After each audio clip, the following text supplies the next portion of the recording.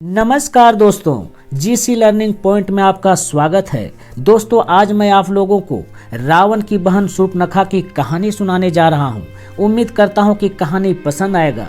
अगर कहानी पसंद आए तो लाइक, शेयर और सब्सक्राइब करना ना भूलें। तो चलिए अब कहानी को शुरू करते हैं। जब भगवान राम पंचवटी में रह रहे थे, तभी एक दिन रावण की बहन शूर्पणखा एक सुंदरी का रूप धारण कर उनके पास आई और उनके दिव्य स्वरूप से मोहित होकर उनसे विवाह करने के लिए कहने लगी।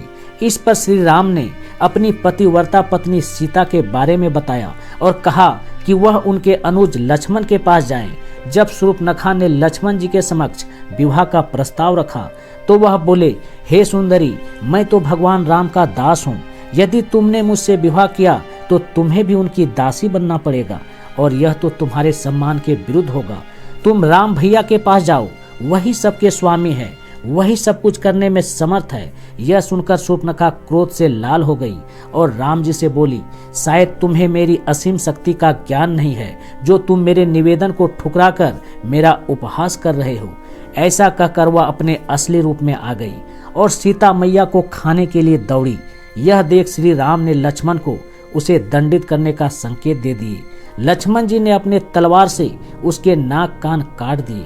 नाक कान कटने के बाद शूर्पणखा खून से लथपथ अपने भाइयों खरदूषण के पास गई और खर से बोली, भाई, धिक्कार है तुम्हारे बल और पराक्रम पर। आज तुम्हारे राज्य में साधारण मनुष्यों की हिम्मत इतनी बढ़ गई है कि उन्होंने मेरा ये हाल करने का दुस्साहस कर दिया है। जब खर ने पूछा, किसने तुम्हारा ये हाल किया है, तो शूर्पणखा ने अपने साथ घटी घटना बता दी। यह सुनकर खर क्रोधित हो उठा और तत्काल अपने भाई दूषण और 14,000 राक्षसों की सेना लेकर राम लक्ष्मण पर आक्रमण करने के लिए निकल पड़ी। उसकी इस विशाल सेना में एक से बढ़कर एक पराक्रमी व दिव्यास्त्रों से सुसज्जित राक्षस मौजूद थे। उनके आने का कोलाहल सुनकर श्री राम ने लक्ष्मण जी से सीता मैया को किसी सुरक्षित स्थान पर ले जाने को कहा और स्वयं अपना धनुष और अक्षय बाण वाले 2 तरकस बांधकर तैयार हो गए। जल्द ही राक्षस वहां आ पहुंचे और नाना प्रकार के अस्त्रों शस्त्रों से उन पर वार करने लगे।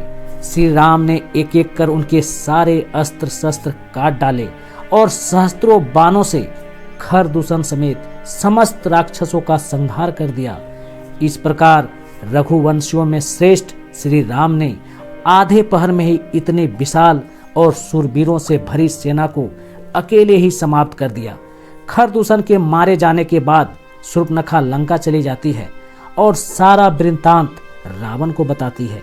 यहीं से राम रावण युद्ध की पृष्ठभूमि तैयार होती है, जो भयंकर युद्ध चलता है। तो दोस्तों, कैसी लगी ये कहानी कमेंट करके जरूर बताइएगा। धन्यवाद।